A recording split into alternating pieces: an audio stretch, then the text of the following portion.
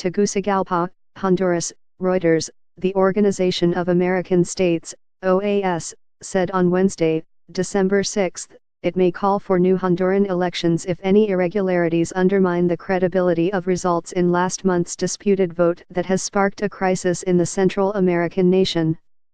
In a statement, the OAS also called for an immediate return of constitutional rights such as freedom of movement. The Honduran government imposed a curfew last week when protests erupted over the vote count in the November 26 presidential election, which has been tarnished by allegations of electoral fraud. The statement, released by OAS Secretary General Luis Almagro, said the election result was not yet certain, and measures including a partial recount should be undertaken to clarify the outcome and restore credibility. It is clear that it is not possible, without an exhaustive and meticulous process of verification that determines the existence or not of an electoral fraud, to restore the confidence of the population, the statement said. Official results showed Honduras conservative President Juan Orlando Hernández with a narrow 1.6 percentage point lead over center-left opposition leader Salvador Nasser Allah. However, no victor has yet been declared by the election tribunal.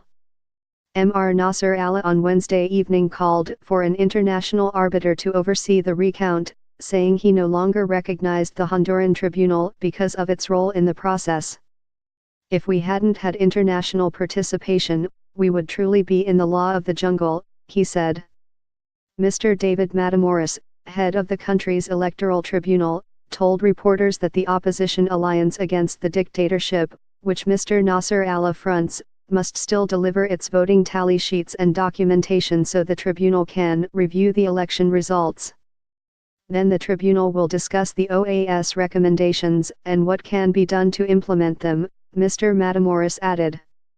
When asked about the possibility of a new election, Mr. Matamoros said if the complaints about the process are borne out, the whole issue of the vote will need to be revalidated. However, this would only be possible if the tribunal was in a position to review all the tally sheets, he added. Mr. Nasser Allah has demanded a recount and encouraged his supporters to protest, triggering demonstrations. At least 14 people, including 2 police personnel, have died in the protests, according to a human rights group in Honduras known as COFADEH. Mr. Hernández's center-right National Party said it would hold a march in Tegucigalpa on Thursday to show solidarity with the president, pledging a turnout in the thousands.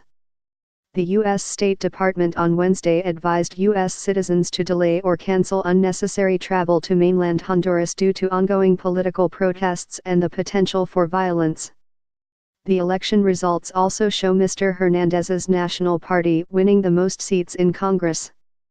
But third-placed presidential candidate Luis Zelaya, of the Liberal Party, said on Wednesday that irregularities in the vote had polluted the results for legislators as well as the presidency, and reiterated that Mr. Nasser Allah had won the top job.